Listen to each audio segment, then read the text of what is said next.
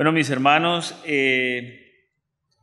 abra su Biblia, por favor. Vamos ahí al libro de Malaquías, mis hermanos. Vamos a leer hoy, vamos a estudiar el capítulo 4. El capítulo 4, Malaquías es un libro bien bonito, bien interesante. Malaquías es uno de esos profetas llamados como profetas menores, ¿no? Y hay algo bien interesante allí, y vamos a leer justamente ese capítulo 4 sobre el libro de Malaquías. Son solamente 4 capitulitos, pero hay cosas bien especiales que muestra el Señor ahí. Entonces, mis hermanos, como es el capítulo 4 de lo que vamos a hablar, el capítulo 4 tiene solamente 6 versículos, que son realmente incluso pequeñitos. Entonces, primero vamos a dar un pequeño contexto de qué es Malaquías. Vamos a dar un breve, muy brevísimo comentario, muy brevísimo contexto de Malaquías. Entonces, mis hermanos, antes de exponer la palabra del Señor, nuevamente, mis hermanos, acompáñenme en oración, mis hermanos. Amado Dios, te damos gracias, Señor, por el privilegio de presentarnos aquí, Señor, de estar, Señor, con el propósito de presentar tu santa palabra. Señor, ayúdanos y susténtanos, que seas tú, Señor, por medio de tu Santo Espíritu, Señor, poniendo luz en mi mente y sabiduría en mis palabras, Señor, para que no haya nada de mí, Señor, y no sea yo quitando ni poniendo a tu santa palabra, sino que seas tú, Señor,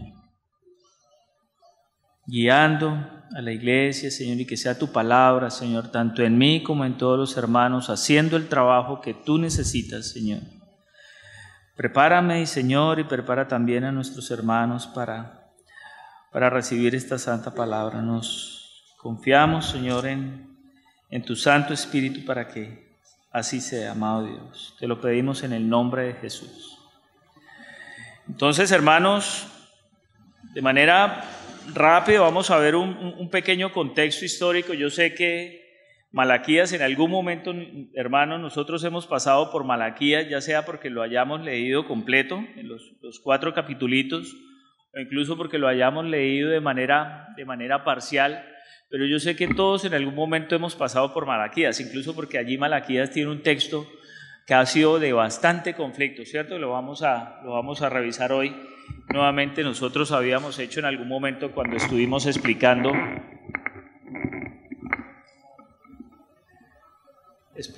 aquellos asuntos que se relacionan con el dar, con los diezmos y las ofrendas. Estuvimos revisando justamente esa parte de ese verso tan conflictivo ahí en el capítulo 3. Entonces, mis hermanos, de manera, digamos, para empezar a ubicarnos con el libro de Malaquías, mis hermanos, hay que empezar por entender cuál era el momento histórico para el pueblo de Israel. En ese momento ustedes recuerden que Malaquías aparece más o menos, digamos, los comentaristas ubican a Malaquías aproximadamente unos 100 años después de que fueron liberados, digamos, del cautiverio en Babilonia. Recuerden ustedes que más o menos por allá en el año 538 aproximadamente, el rey persa Ciro, cuando invade Babilonia, decreta de alguna manera que el pueblo de Israel podía volver a Jerusalén, cuando incluso 70 años, creo que fueron más o menos unos 70 años que duró el pueblo de Israel allí cautivo en Babilonia, es decir, 70 años hacia atrás, el rey Nabucodonosor II, rey de Babilonia, tomó a Jerusalén y se llevó precisamente gran parte del pueblo de Israel, se lo llevó para Babilonia. Allí estuvieron 70 años. Entonces, el rey Ciro, luego de que toma a Babilonia, este rey persa, permite que el pueblo de Israel sea nuevamente, permite que regrese nuevamente a Jerusalén. Este tiempo lo encontramos nosotros en las Escrituras como el exilio, el retorno a Jerusalén. Y después de eso pasa un tiempo en donde ya empezamos y aparece en la historia bíblica, aparece Esdras. Recuerdan que Esdras fue sacerdote, pero también fue gobernador, y aparece también Nehemías. Esdras inicialmente con la reconstrucción del templo. Recuerden ustedes que Esdras empezaba a ver cómo el templo estaba en ruinas, y los hermanos nos han explicado esa parte de la palabra, de cuando empieza justamente a reconstruirse. El templo estaba en ruinas, Y Esdras tiene una característica bien especial, hermanos. Dice las Escrituras que era un sacerdote que inquiría la ley, que permanecía permanentemente buscando la palabra, entendiéndola y además la presentaba a los hermanos. Y cuando presentaba a los hermanos, eso generaba gran dolor porque el pueblo entendía en la condición en la que estaba y volvía y llamaba al pueblo de Israel a la adoración, y empezaron nuevamente entonces, después de la reconstrucción del templo, los oficios en el templo, la adoración al Señor en el templo. Y luego aparece Nehemías, cuando ya Nehemías empieza a hacer la construcción de los muros. Posteriormente aparece ya en la escena Malaquías, como les decía, más o menos unos 100 años después de que sale el pueblo de Israel, sale del exilio en el que estaba en Babilonia. Entonces Malaquías, les decía, uno lo puede ubicar como uno de los profetas menores, vivió más o menos por allá en el año 450 a.C., ¿no? Entonces, más o menos en el año 600 algo, recuerden que fue en donde fueron cautivos el pueblo de Israel en el año 538, ya son liberados y luego, más o menos 100 años después, es decir, el 538, 100 años menos, acercándonos hacia el nacimiento de Jesús, entonces eso nos da más o menos el año 450, 430, en donde debemos ubicar a Malaquías.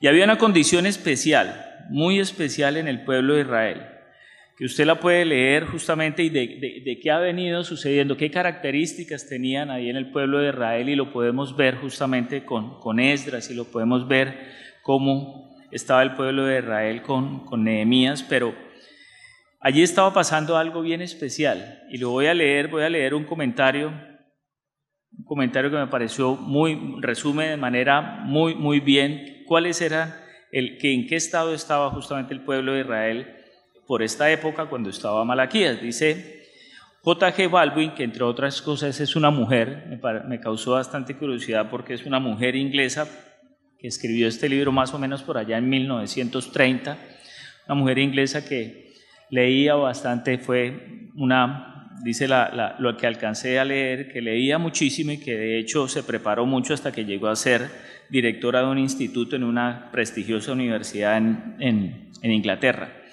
Escribe ella en su comentario, dice, su libro es Introducción y Comentario a Ageo, Zacarías y Malaquías. Y mire lo que escribe, hermanos, justamente sobre la época. Dice: la mayoría de los profetas vivieron y profetizaron en días de cambio y agitación política, pero Malaquías y sus contemporáneos, justamente Ageo y Zacarías, y sus contemporáneos vivieron en un periodo de espera, cuando nada sucedía y Dios parecía haberse olvidado de su pueblo que sufría la pobreza y la dominación extranjera en la pequeña provincia de Judá.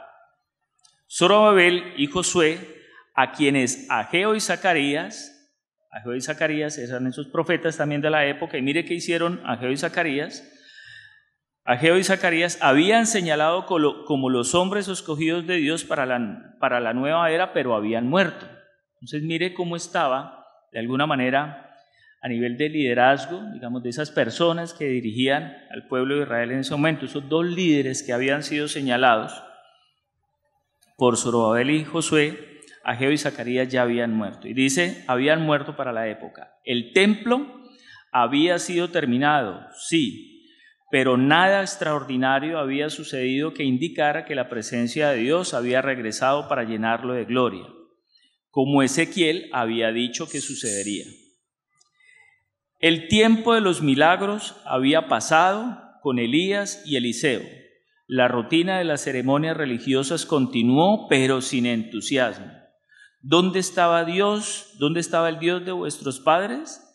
¿Realmente importaba si se les servía o no?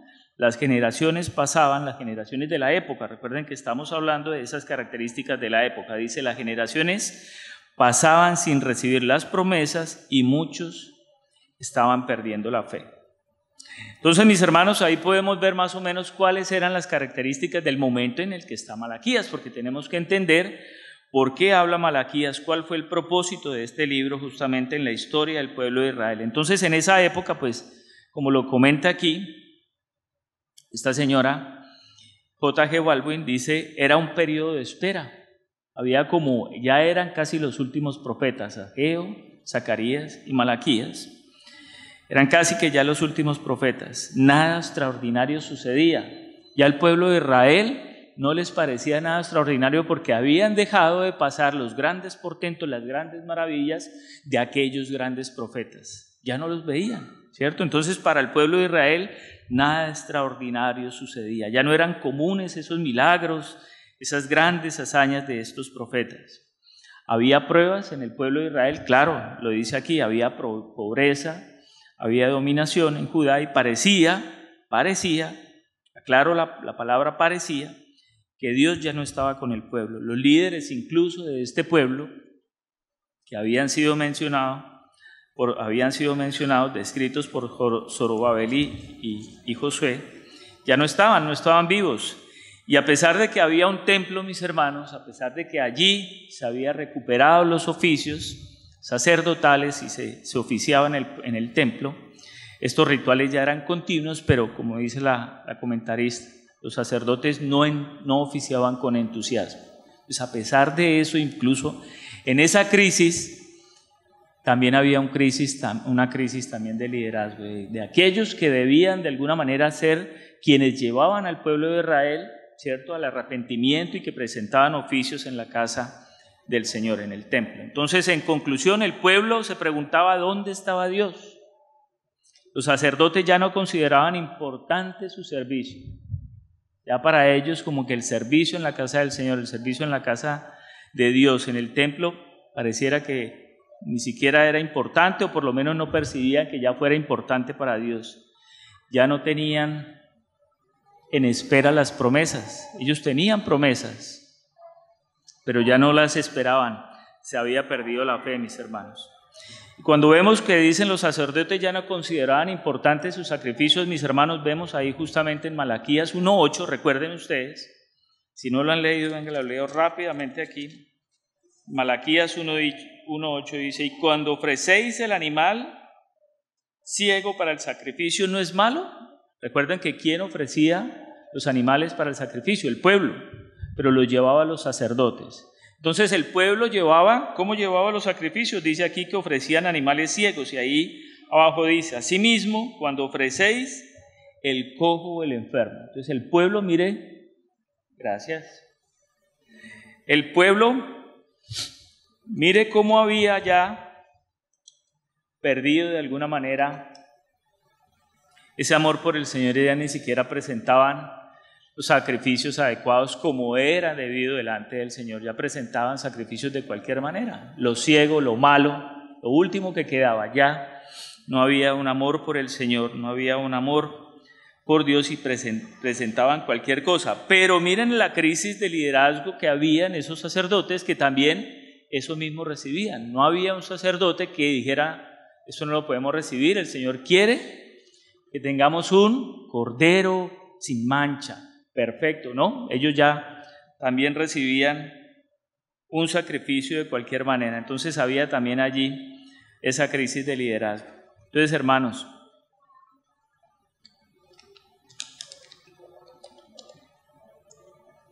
la crisis del pueblo de Israel se manifestaba en todos los aspectos, tanto en todos los hermanos, también incluso como en los sacerdotes. Y para hacer un resumen, en el capítulo 1, en el capítulo 2 y capítulo 3, vemos algo bien particular, mis hermanos. Ahí en el capítulo 1, 2 y 3 vemos cómo Malaquías hace un relato de aquello que recibe de Dios, ¿cierto? Hay una visión que recibe Malaquías y ahora esa visión la relata. ¿Y cuál es la visión que recibe? Es de alguna manera como esa disputa que hay entre Dios y el pueblo de Israel. Ahí hay unas preguntas de manera retórica, pero aquí lo que está mostrando Malaquías es eso que ha visto, esa disputa que hay, ese enojo que hay entre Dios y el pueblo de Israel. Voy a leer rápidamente, dice mis hermanos ahí en el capítulo 1, verso 2, dice, yo os he amado, dice Dios, y Dios le permite ver a Malaquías que ¿qué respondía a eso el pueblo de Israel? Decía el pueblo de Israel, ¿en qué nos amaste? El pueblo de Israel, a pesar de que Dios era fiel, le había manifestado su amor desde siempre y eran amados, un pueblo amado. El pueblo de Israel decía, ¿y en qué nos amaste? Eso está ahí en el capítulo 1, en el verso 2. Más adelante, mis hermanos, ahí en el capítulo 1, en el verso 6 dice, si soy Padre y Señor, ¿dónde está mi honra y mi temor? Claro, como Padre le demos honra a nuestro Dios. Y como temor, no de miedo, sino de reverencia. La palabra aquí es reverencia. Entonces dice Dios, nuestro Dios, dice Yahvé, si soy Padre, ¿dónde está mi honra? Si soy Señor, ¿dónde está mi reverencia? Y mire qué había en el corazón del pueblo de Israel y cómo respondían. Dice, ¿en qué te hemos menospreciado? ¿Le parece como fuerte y como atrevido de parte del pueblo de Israel? Eso es lo que el Señor conocía de las quejas que habían en el corazón del pueblo de Israel. Más adelante, el capítulo 2, en el verso 17 dice, habéis hecho cansar. La Biblia, la Biblia textual dice, habéis hecho que me hastíe de vuestras palabras. Imagínense cómo serían las palabras del pueblo de Israel, que Dios ya estaba hastiado de oírlas. ¿Cómo estaría esa queja en el corazón de los israelitas que Dios ya estaba cansado, ya estaba hastiado? Y entonces, ¿cuál era la respuesta del pueblo de Israel? ¿En qué te hemos cansado? ¿Cierto? Ese verso del capítulo 3, el versículo 8, que es ese que genera tanto conflicto en la iglesia hoy día, dice, ¿robará Dios al hombre?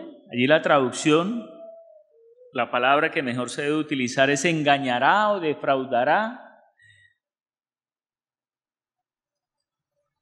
el hombre a Dios.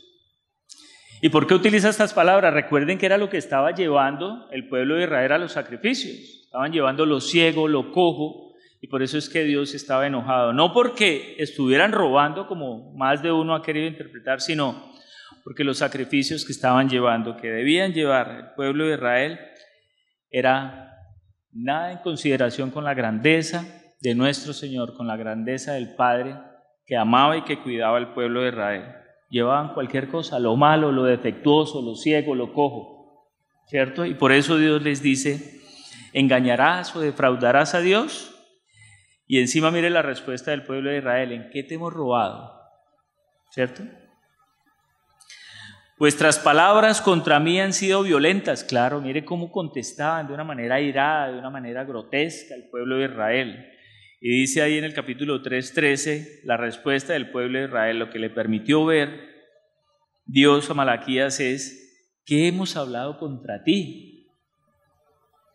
Así que hermanos, esto nos permite ver justamente la condición en la que estaba el pueblo de Israel, una condición casi que contestataria, de confrontación, y eso tenía de alguna manera cansado a nuestro Dios, estaba hastiado de la indiferencia, de esa falta de amor y de entrega del pueblo de Israel hacia su Padre, hacia nuestro Dios.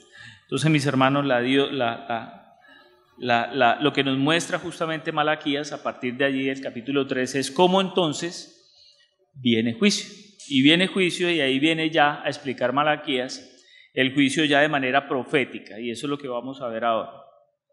Hay una parte que es una primer profecía de la venida de Cristo, que esa la podemos ver justamente ahí en el capítulo 3, del 1 al 5, y ahí habla de la primera venida de Cristo. Y en esa primera venida de Cristo, mis hermanos, Malaquías habla en su primera venida, de un primer acto que iba a hacer con el pueblo de Israel, era restablecer el sacerdocio, mis hermanos. Ustedes lo pueden leer ahí. Ahí dice justamente ahí en el capítulo 3, en el versículo 3, dice que, desde el 2 voy a leer, porque Él es como fuego purificador y como jabón de lavadores. Dice que el que viene, dice, es como fuego purificador y como jabón de lavadores. Y se sentará para afinar y limpiar la plata, porque limpiará a los hijos de Leví. Los afinará como a oro y como a plata, y traerán a Jehová ofrenda en justicia. En la primera venida de Cristo, y eso era profético para ese momento, para nosotros no, para nosotros Ya las Escrituras nos han mostrado que Cristo vino y que Cristo vino con gracia y por su gracia estamos hoy aquí. Pero en el tiempo, en ese momento, mis hermanos, para estos hermanos era profético y dice que se sentaría para afinar y limpiar la plata y dice que limpiaría a los hijos de Leví, es decir, que restablecería la santidad en el sacerdocio en el pueblo de Israel, mis hermanos. Haría que ese sacerdocio mirara nuevamente al cielo y ahora empezara a mantenerse en las cosas del Señor de una manera adecuada, de una manera digna, a restablecer ese sacerdocio santo, a restablecer esos oficios en santidad y a ofrecer sacrificios agradables y santos al Señor, hermanos. Ahí habla justamente de esa primera etapa. Y entonces, mis hermanos, hay una segunda profecía que, como les digo, para el pueblo de Israel en el momento de Malaquías, pues no se había cumplido, era profecía, para nosotros ya lo podemos ver como el cumplimiento en la venida de nuestro Señor Jesucristo. Y eso que dice aquí, mis hermanos, y se sentará para afinar y limpiar la plata, porque limpiará a los hijos de Leví. Gracias al Señor, eso es lo que está haciendo el Señor en su casa hoy día, mis hermanos. Afinándonos y limpiándonos a cada uno de nosotros, mis hermanos, porque nosotros somos el nuevo sacerdocio, mi hermano. Qué precioso. Vemos hoy cumplida esa profecía. El nuevo sacerdocio, mis hermanos, nosotros mismos hoy, por medio de su santa palabra, por medio de la comunión de la iglesia, por medio de Jesucristo mismo, dice el Señor que se ha sentado para afinarnos y para limpiarnos, porque Él dice que traerán a Jehová ofrenda de justicia, mis hermanos. Nosotros como iglesia, en esta época, mi hermano, tenemos que ser limpiados, tenemos que ser afinados por el Señor mismo para ahora llevar ofrenda de justicia a Jehová, mis hermanos. Y entonces ahora, lo que vamos a leer, mis hermanos, va a ser el capítulo 4. Me disculpan, mis hermanos, que haya pasado tan rápido el contexto de Malaquías. Seguramente estos serían esos 4 capítulos de Malaquías, si uno quisiera estudiarlos en detalle, serían alrededor de unas 7 o 8 enseñanzas. Esto fue nada más un pasaje muy rápido por allí para poder ir a justamente el texto que vamos a estudiar hoy. Entonces, mis hermanos, vamos a ir al capítulo 4. El capítulo 4 lo he dividido en 3 partes, mis hermanos, para que tengamos claro qué es lo que vamos a ver en ese capítulo 4. Vamos a ver primero el día del Señor, mis hermanos. Un mismo evento, mis hermanos, en la segunda venida de Cristo. Recuerden que esta parte del texto es profético. En la segunda venida de Cristo, ese mismo evento, mis hermanos, para unos será de juicio, pero para otros será de renacimiento, sanidad y gozo. Eso lo vamos a ver en el capítulo 4, del versículo 1 al 3. Vamos a ver, mis hermanos, cómo debemos volver a las Escrituras. Y como dice un hermano nuestro, es el terreno más seguro para la iglesia mientras viene nuestro Señor Jesucristo. Mientras viene el día del Señor, mis hermanos, ¿dónde debe permanecer la iglesia? En las Escrituras, mis hermanos. Eso lo vamos a ver ahí en el versículo 4. Y por último, el mensajero que prepara la segunda venida del Señor, y ese es el versículo 5 y 6. Entonces, mis hermanos, vamos a leer, acompáñenme con su Biblia, yo voy a leer de Reina y Valera, 1960. Dice ahí: porque he aquí viene el día ardiente como un horno, y todos los soberbios y todos los que hacen maldad serán estopa. Aquel día que vendrá los abrazará, ha dicho Jehová de los ejércitos, y no les dejará ni raíz ni rama. Mas a vosotros los que teméis mi nombre, nacerá el sol de justicia, y en sus alas traerá salvación. Y saldréis y saltaréis como becerros de la manada. Hollaréis a los malos, los cuales serán ceniza bajo las plantas de vuestros pies en el día en que yo actúe, ha dicho Jehová de los ejércitos. Verso 4.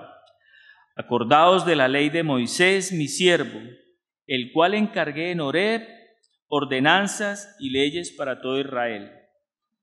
Verso 5 dice: he aquí, yo os envío al profeta Elías antes de que venga el día de Jehová grande y terrible. Él hará volver el corazón de los padres hacia los hijos y el corazón de los hijos hacia los padres, no sea que yo venga y hiera la tierra con maldición. Primero que vemos ahí en ese capítulo, en ese versículo 1, mis hermanos, es cómo arranca este capítulo y dice, porque. Cuando dice porque, mis hermanos, es justamente porque nos está vinculando, esto que va a hablarse nos está vinculando con el texto anterior y nos vincula justamente con ese verso 18 del capítulo 3, que dice entonces, os volveréis y discerniréis la diferencia entre el justo y el malo, entre el que sirve a Dios y el que no le sirve. Entonces, mis hermanos, como sucederá que la iglesia, nosotros podremos discernir la diferencia entre el justo y el malo, entre el que sirve a Dios y el que no le sirve, entonces, mis hermanos, justamente quedará ya muy claro quién es aquel que sirve y quién es aquel que no sirve a Dios. Entonces, por eso dice ahí, porque he aquí, cuando dice he aquí también, mis hermanos, es porque, dice la Reina Valera, traduce, ciertamente es una exclamación que dice, miren bien. Entonces, porque miren bien, nos está llamando muchísimo la atención sobre lo que va a mencionar. Y dice allí, viene el día ardiente. Viene el día ardiente. Esa expresión, mis hermanos, es para referirse justamente al día del Señor. Nosotros lo vemos ahí en Isaías, en Joel, en Sofonías, como el día del juicio, mis hermanos. Segunda de Pedro habla también de este día y lo llama el día del Señor, el día de la ira. Lo vemos también incluso en Mateo, en Marcos, en Lucas y Apocalipsis. Es el día en donde será manifestada por segunda vez nuestro Señor Jesucristo, y es lo que nosotros también conocemos como el juicio del trono blanco, el juicio final, mis hermanos. Ese día en donde de alguna manera pondrá orden nuestro Dios sobre todas las cosas, sobre lo bueno y sobre lo malo. Ese día en donde ya no se quedará nada, ya no habrá nada sobre cubierto, sino que todo saldrá al descubierto, mis hermanos. Y entonces es ese día cuando, mis hermanos, el Señor va a tomar de alguna manera orden sobre todo aquello que pasó en esta tierra, mis hermanos. Entonces, mis hermanos, tenemos claro ya de que cuando dice ahí, el día ardiente es la segunda venida de nuestro Señor Jesucristo, en donde viene a poner orden sobre todas las cosas. Y ese día, mis hermanos, mire cómo dice ahí, ese día lo compara con un horno, mis hermanos, un horno con fuego. Y todos los soberbios y todos los que hacen maldad serán estopa. Ese día será como un horno que tiene fuego. Y dice, y todos los que hacen maldad serán estopa. Usted sabe, mis hermanos, qué es la estopa. La estopa es como la hojarasca, es como un pasto seco. Ahora imagínese cómo reacciona la estopa, un pasto seco, en un horno, mis hermanos, en el día del Señor. El día del Señor viene y consumirá. Eso nos hace ver de alguna manera, de manera muy gráfica, mis hermanos, qué pasará con los que hacen maldad. Dice aquí, serán como estopa en el fuego, mis hermanos, en ese horno. Se consumirán, mis hermanos. Pero se consumirán además, ¿cómo? ¿Cuánto dura, por ejemplo, una estopa o una hoja seca que nosotros tiramos a una brasa? Algo que está encendido no dura nada, mis hermanos. Será un consumo muy rápido. Aquel día vendrá y los abrazará, ha dicho Jehová de los ejércitos, y no les dejará ni raíz ni rama. Aquí no significa, mis hermanos, que desaparecerán. Aquí se refiere más bien a que la maldad desaparecerá. Sabemos que aquellos que hacen maldad tienen otro destino, mis hermanos. Sabemos y lo hemos visto, como en Apocalipsis dice que el lago de fuego que ha sido preparado para la serpiente antigua, a ese lugar también irán aquellos que no recibieron al Señor, aquellos que aquí se refieren a los que hacen maldad. Aquí a lo que se refiere que serán consumidos como estopa es porque, mis hermanos, en ese momento será destruida la maldad. Vendrá y los abrazará, ha dicho Jehová de los ejércitos, y no quedará ni raíz ni rama de la maldad. La maldad y el pecado serán extinguidos, mis hermanos. Entonces mire cómo el día del Señor, para aquellos, mis hermanos, que no han recibido al Señor, será consumido aquel y su maldad, aquel que no ha podido y que no quiso, no es que no haya podido, me excuso mis hermanos, me expresé mal, no ha querido mirar al cielo, reconocer que necesita de un Señor, que necesita de un Salvador por causa de su pecado, y quisieron permanecer en maldad, mis hermanos. Aquellos que permanezcan en maldad, en el día del Señor, miren cómo serán consumidos, como estopa en el fuego, mis hermanos.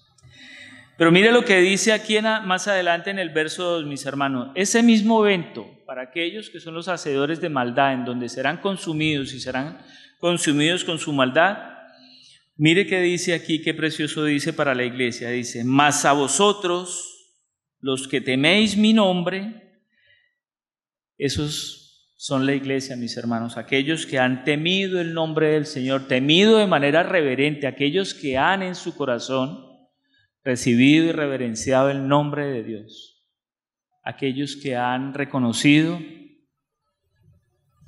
que su pecado les ha alejado y que ahora necesitan ser restablecidos con Dios, ser restablecidos con el Señor. Aquellos que temen el nombre del Señor, dice, nacerá el sol de justicia, mis hermanos.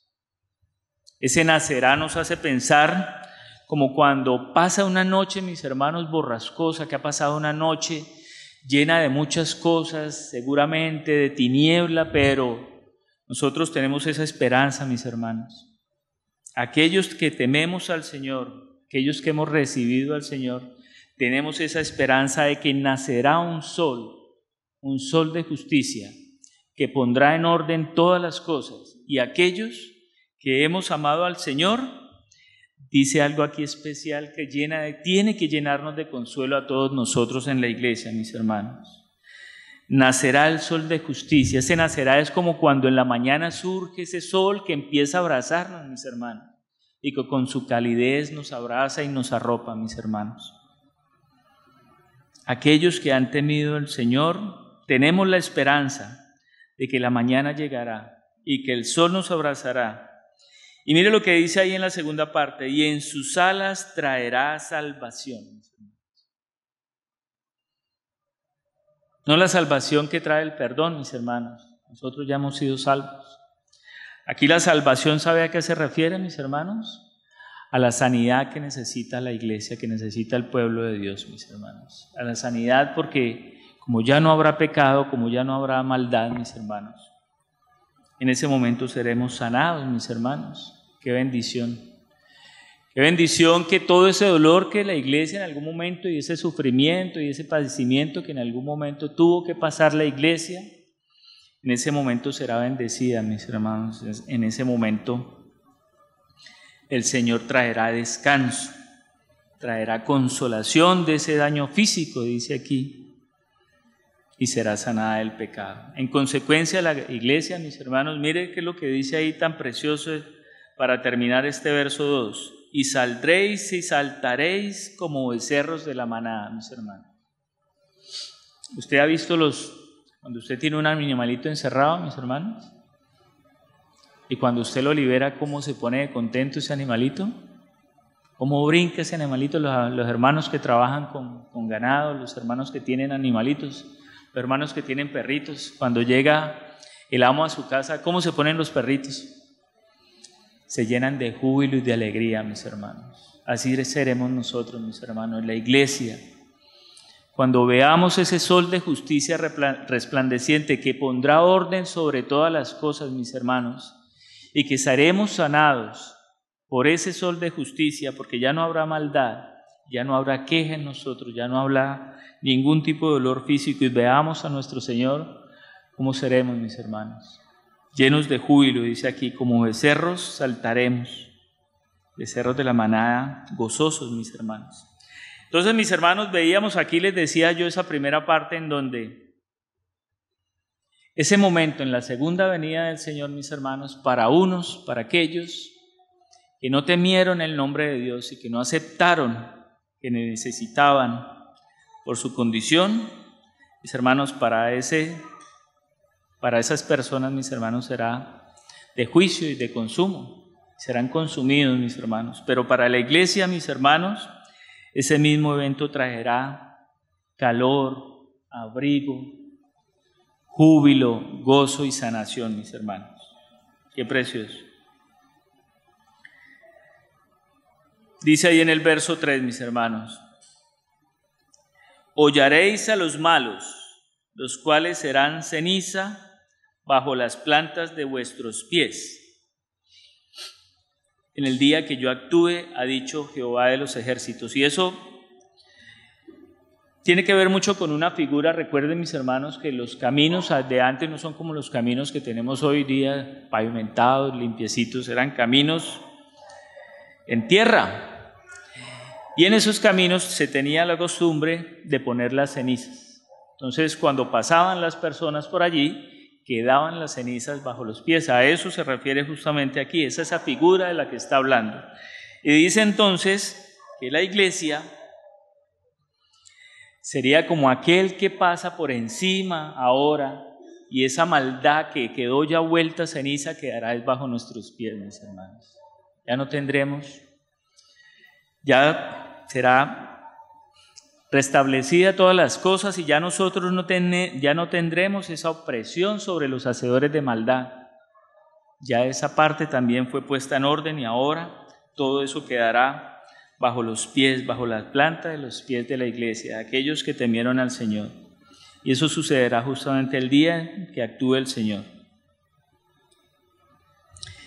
Vamos al verso 4, y el verso 4 dice: acordaos de la ley de Moisés, mi siervo, al cual encargué en Horeb ordenanzas y leyes para todo Israel. Mis hermanos, mire cómo aquí Malaquías lo que hace es hacer que el pueblo, mientras la venida del Señor, y recuerde que para ellos tampoco había venido el Señor en su primera venida, entonces lo que les decía es: mientras viene el Señor en su primera y en segunda venida, ¿a dónde los lleva? Los lleva a que recordaran, acordaos la ley de Moisés, mis hermanos. Los lleva a que volvieran a las Escrituras, porque en las Escrituras era donde estaba todo aquello que necesitaba el pueblo de Israel. Entonces, mis hermanos, esto habla justamente de cómo mientras la iglesia, tanto en esa época, mis hermanos, como ahora en esta época, nosotros esperamos la segunda venida de nuestro Señor Jesucristo. Pero tanto en esa época como en esta, mientras viene nuestro Señor Jesucristo, ¿dónde debe estar la iglesia, mis hermanos? Buscando la palabra, siendo afianzados por la palabra. ¿Y sabe por qué, mis hermanos? ¿Recuerdan que lo vimos en la condición en la que estaba el pueblo de Israel? Ahora lo veíamos. Una condición en la que se habían alejado totalmente, el pueblo se había alejado totalmente de Dios, inclusive ya hasta los mismos sacerdotes se habían olvidado de Dios, no oficiaban de una manera digna a la grandeza de nuestro Dios. ¿Y sabe por qué pasaba eso? No sé si usted lo ha notado, mis hermanos, yo tengo por aquí un cuadrito, yo creo que a ustedes les ha llegado. Cuando uno puede ver el tiempo de los profetas, uno ve que los últimos profetas justamente fueron Ezequiel, luego vino Ezequiel, apareció más o menos por allá en el año 593, 592, digamos que el año 600. Recuerdan que en el año 600 fue que fue tomada Jerusalén y fue llevado a la cautividad el pueblo de Israel. Y luego aparece nuevamente Ageo y Zacarías por allá en el año 520 más o menos, ¿cierto? Y esos fueron tal vez los últimos profetas antes de Malaquías. Eso fue en el 520, 530. ¿Y ahora que dijimos más o menos cuál fue la época en donde estuvo Malaquías? En el 430, 450. ¿Cuánto tiempo pasó más o menos? Más o menos unos 100 años, ¿cierto? ¿Y qué había habido en ese tiempo que lo explicábamos ahora? Había habido como quietud, no había pasado como nada, ¿cierto?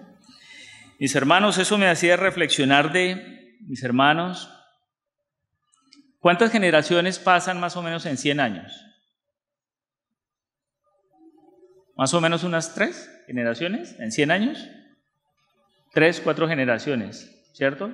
Abuelos, papás, hijos, más o menos, ¿cierto?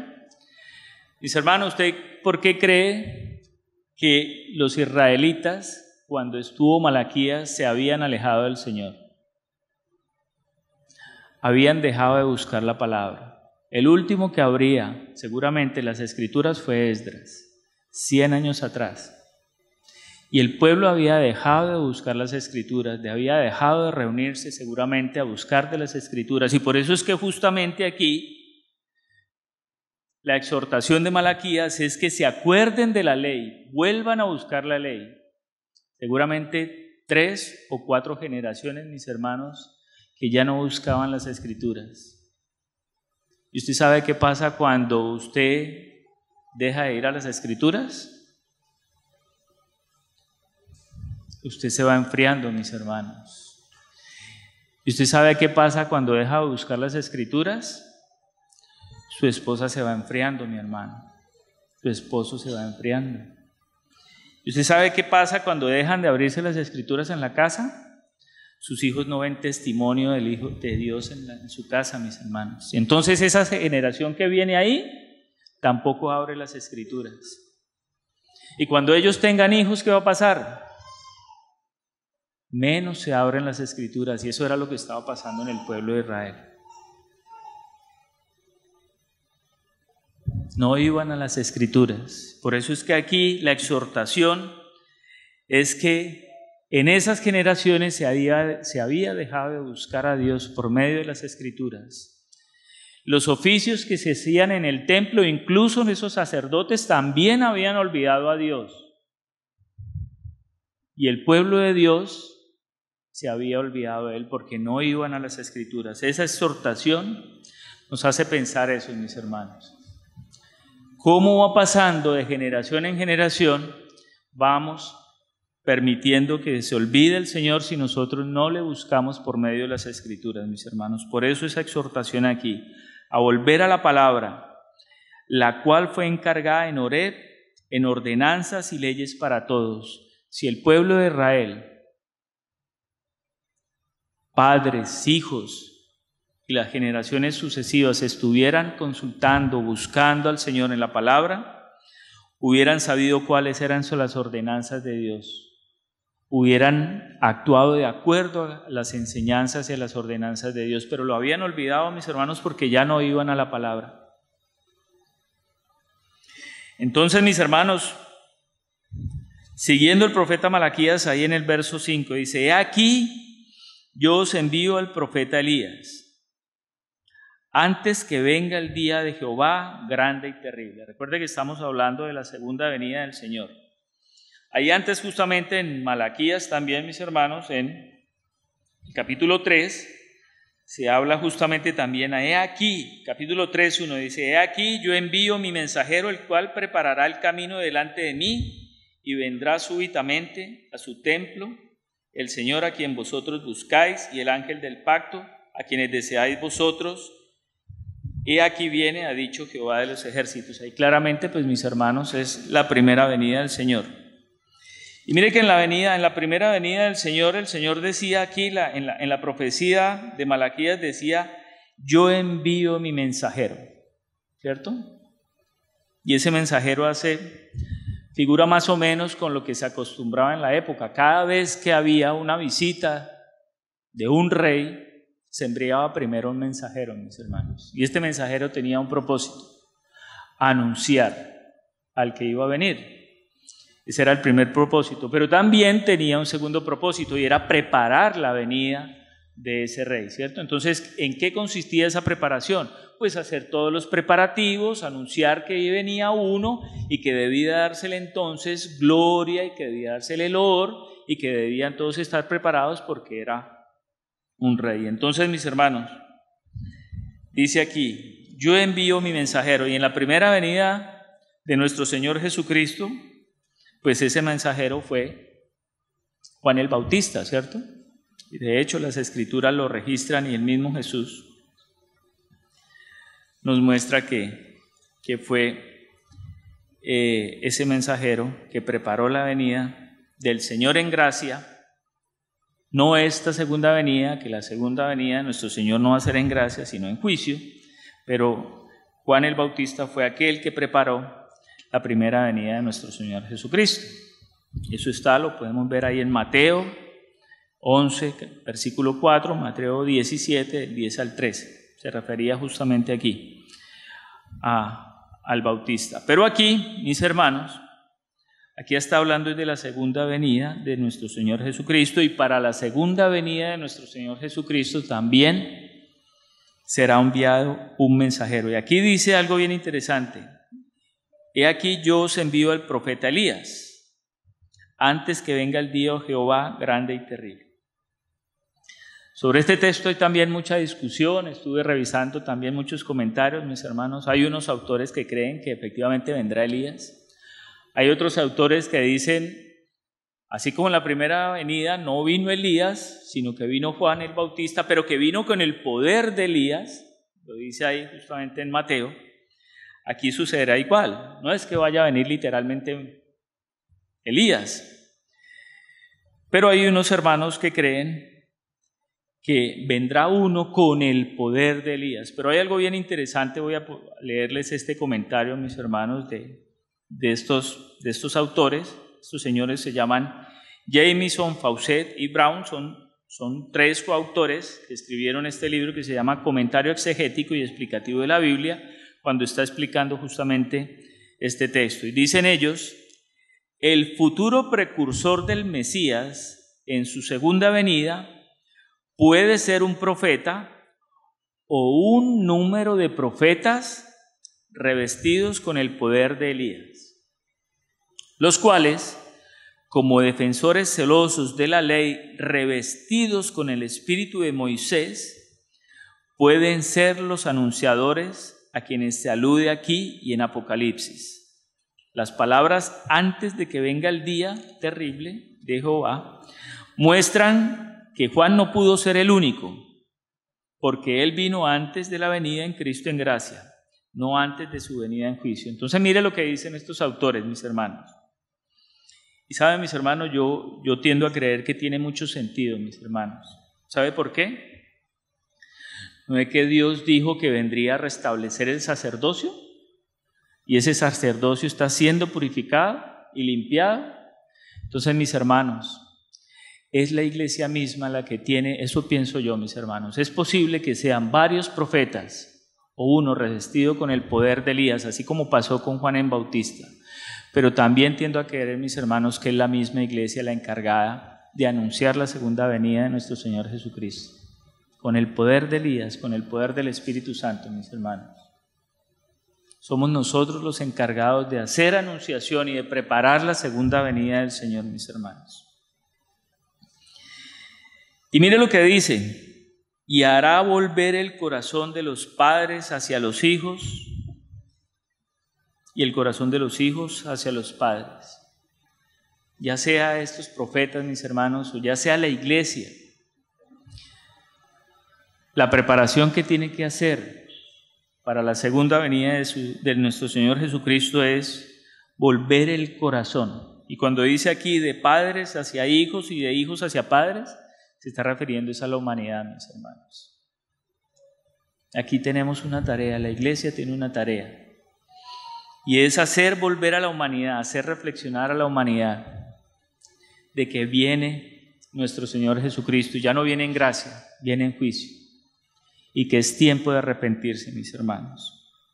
Y esa anunciación, esa preparación, dice aquí las Escrituras, no sea que yo venga y hiera la tierra con maldición. Ese propósito, mis hermanos, es dar una oportunidad más, como las que siempre el Señor y su misericordia está dándonos, haciendo que cualquiera de nosotros, los que ya llegamos, mis hermanos, pero que en algún momento tenemos algo pendiente todavía con el Señor, como nos mostraba nuestro hermano Pablo David la semana pasada, o aquellos que todavía no han llegado al arrepentimiento, pero que hagamos algo con nuestras vidas, mis hermanos. porque Él va a venir a juzgar todas las cosas. Mire lo que dice MacArthur en su comentario bíblico también, justamente dice ahí, porque ¿cómo Dios haría de la tierra un holocausto a no ser por los que se arrepienten, mis hermanos? Si no hubieran quienes se arrepintieran, nuestro Señor no tendría otro remedio que hacer un holocausto, una extinción total, mis hermanos. Pero fiel es su misericordia, mis hermanos, que Él nos da oportunidades. Y que en este caso va a permitir que a alguien, que como les digo, puede ser la iglesia, podemos incluso ser nosotros, mis hermanos, los que tenemos la tarea de seguir anunciando su palabra, de hacer que vuelva la gente a la palabra, hacer que nosotros mismos sigamos buscando la palabra, mientras esperamos a nuestro Señor Jesucristo y no sea que justamente entonces tenga que herir la tierra con maldición, mis hermanos. Eso dicen las Escrituras, mis hermanos, y eso fue lo que explicaba Malaquías en su profecía, y como les digo, eso fue para ese momento del pueblo de Israel, pero nosotros tenemos que hacer un paralelo, mis hermanos, tenemos que ver en qué condición estaban, ya lo vimos, en qué condición estaba el pueblo de Israel. Y si hacemos un paralelo, mis hermanos, tenemos que ver en qué condición estamos nosotros. La primera es que sí encontramos una diferencia importante, ¿cierto? En el momento en que estaba Malaquías, no había llegado todavía el Señor en gracia, no había venido por primera vez el Señor, ¿cierto? Para nosotros sí. Es decir, hay una gran diferencia entre el pueblo de Israel de ese momento y nosotros. Nosotros ya vimos y somos testigos de la gracia de nuestro Señor Jesucristo, de la gracia del Padre, ¿cierto? Entonces nosotros ahora no esperamos como ellos las dos profecías de Malaquías, sino que ahora esperamos una. Ahí hay una diferencia importante. Pero mis hermanos, más allá es, ¿y en qué estado estamos nosotros? ¿En qué estado estamos como iglesia y de manera individual? Como ya no vemos grandes maravillas, de pronto ya nuestro corazón no es tan sensible a las cosas del Señor. Nuestro Señor ya no nos sorprende con nada. ¿Cómo estamos nosotros, mis hermanos? Estamos como el pueblo de Israel que como ya no veía los grandes profetas y esas grandes maravillas, entonces ya como que aquí no pasa nada. Yo creo que es importante que revisemos eso, hermano, porque si el Señor no nos sorprende, como decía nuestro hermano ahora, solamente con el despertar en la mañana y que tengamos un nuevo día de vida y que lo tengamos en gracia y que tengamos nuestras familias y que tengamos salud y que tengamos a nuestros hermanos, y eso si no nos maravilla, mis hermanos, nos está pasando como el pueblo de Israel. Y entonces preguntaban, ¿dónde está Dios? Porque ya no lo veían en las cosas pequeñas, seguramente estaban esperando, y nosotros podemos estar esperando grandes cosas, grandes cambios en mi esposa, grandes cambios en mi esposo. Es que yo quiero que la iglesia cambie. Y no vemos las cosas que sí están haciendo el Señor, y por medio de no ver eso, no sentimos su presencia, mis hermanos. Como sacerdotes hoy en la casa de Dios, no solamente los hermanos que tienen responsabilidad, porque ya hoy sabemos nosotros, mis hermanos, que nosotros somos un reino de sacerdotes, nosotros ahora somos el real sacerdocio, mis hermanos, con un sumo sacerdote, por supuesto, pero como sacerdotes, mis hermanos, ¿qué oficiamos nosotros en la casa del Señor? ¿Cuál es nuestro servicio en la casa del Señor? Como explicaba nuestro hermano Pablo, ¿qué ofrecemos a nuestro Dios? ¿Estamos permitiendo hacer ofrendas de cualquier tipo que no sean dignas a nuestro Dios? ¿O estamos haciendo como hacían los sacerdotes antes, que permitían que llegara lo malo, lo cojo, lo ciego, y eso presentamos al Señor? ¿Nosotros somos así? Y eso se aplica también para los hermanos que tienen responsabilidad en medio de la iglesia. ¿Cómo prestan su servicio, mis hermanos? Y por eso decía ahora, mis hermanos, el temor con el que debemos presentarnos, mis hermanos, ¿Cómo nos paramos aquí delante de los hermanos? ¿Con qué vida nos presentamos delante de los hermanos, delante del Señor? ¿Cómo estamos nosotros como servidores en la casa de Dios, mis hermanos? Algo que pasaba allí, mis hermanos, era que habían perdido la esperanza. Ya era un pueblo sin esperanza, mis hermanos. ¿Cómo estamos nosotros? Sin esperanza, sin nada que esperar, sin consuelo. Ya vemos que nuestra vida no tiene como sentido, o tenemos una vida cristiana confiada en el Señor, firme sabiendo que incluso en medio de las dificultades, en medio de las pruebas, tenemos esperanza de que un día Él vendrá y todo será puesto en orden. Tenemos esperanza de que aún en medio de la prueba, de la dificultad, Él está con nosotros para ayudarnos. ¿Cómo estamos, mis hermanos? ¿Cómo está nuestra fe? Aquí en Malaquías vemos, mis hermanos, cómo Dios tiene un límite. ¿Cómo estamos nosotros? Porque nosotros muchas veces, ¿cuántas veces? Yo mismo, mis hermanos, yo creo que le he contado a mis hermanos, uno se vuelve quejoso, no le encuentra a veces gusto a las cosas, ¿cierto? Y no hace ver sino lo malo, ¿cierto? ¿Cómo estamos nosotros? Todo eso lo escucha nuestro Dios. Todo nuestro Dios escucha y conoce lo más profundo de nuestro corazón. ¿Será que nuestro Dios hace esas mismas preguntas? ¿No te ha amado? Y como que nosotros respondemos, Señor, ¿pero en qué me amas? Y no tenemos sino quejas delante del Señor, mis hermanos.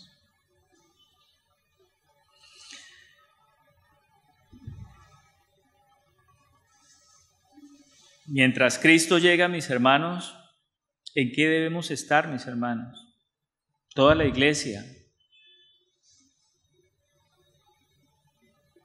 Estamos buscando las Escrituras como iglesia.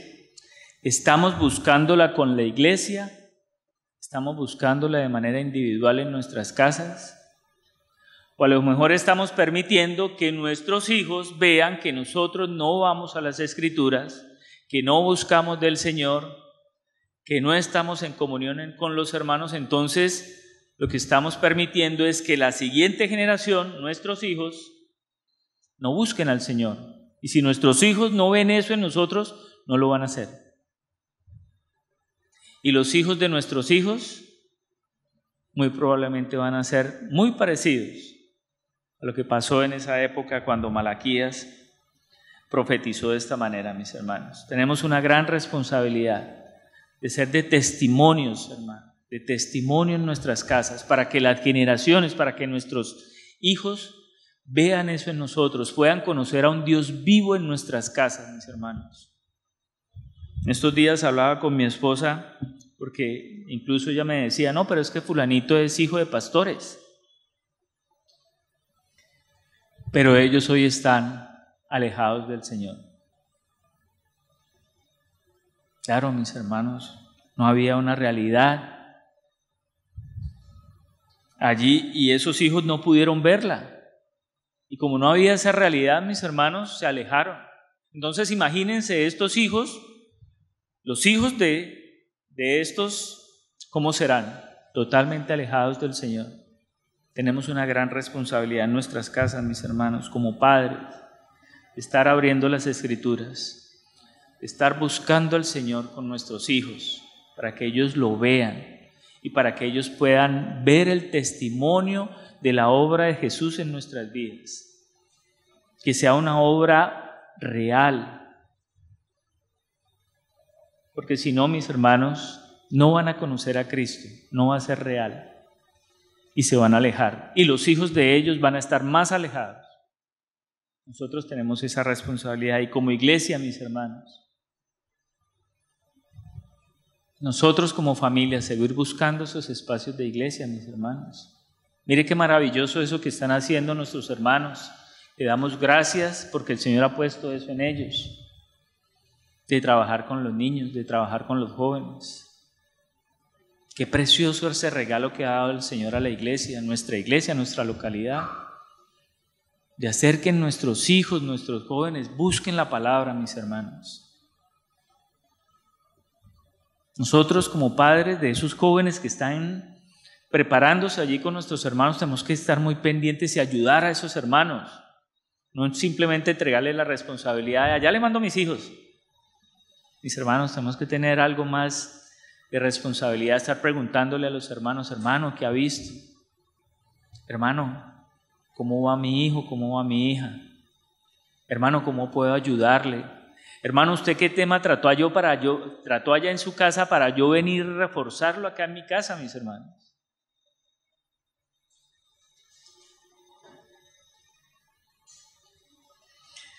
La iglesia que permanece, mis hermanos, es aquella que busca al Señor. Que el Señor nos ayude. Nosotros tenemos una bendición y es una comunión hermosa. El Señor nos ha dado una comunión preciosa. Aquí entre nosotros, pero también con nuestros hermanos de otras localidades. Qué preciosa esa comunión. Hermanos, si la iglesia unida que busca al Señor es la iglesia que va a anunciar la segunda venida del Señor, es la iglesia que está preparando la segunda venida de nuestro Señor Jesucristo. De ahí saldrán aquellos que con el espíritu de Elías van a anunciar la segunda venida de nuestro Señor Jesucristo, mis hermanos. Para finalizar, mis hermanos, Dios no quiere un holocausto, quiere darnos la oportunidad de arrepentirnos. Al que no le conoce, pero necesita una iglesia que le muestre, que le presente, que lleve la luz. Y a nosotros, que si estamos en necedad, que si estamos todavía en pecado, nos arrepintamos y le busquemos. Porque si no, mi hermano, va a haber un holocausto. Va a haber pérdida, mis hermanos. Y para finalizar, mis hermanos, que tengamos la certeza de esa esperanza que tenemos en Cristo. Qué maravilloso ese día, mis hermanos, en donde nacerá ese sol de justicia, será quitado todo aquello que no permitía la iglesia, que no nos ha permitido de alguna manera, en alguna forma, enfermedades, maldad, tribulación, pero que eso será parte de lo que ya pasó y ahora serán todas las cosas nuevas, todas en el orden, en el nuevo orden de nuestro Señor, mis hermanos. Nos espera una vida eterna gozosa. Tengamos esa esperanza, mis hermanos. Confiemos en las palabras de nuestro Señor Jesucristo. Busquemos su palabra para que seamos afianzados en eso. Amén, hermanos.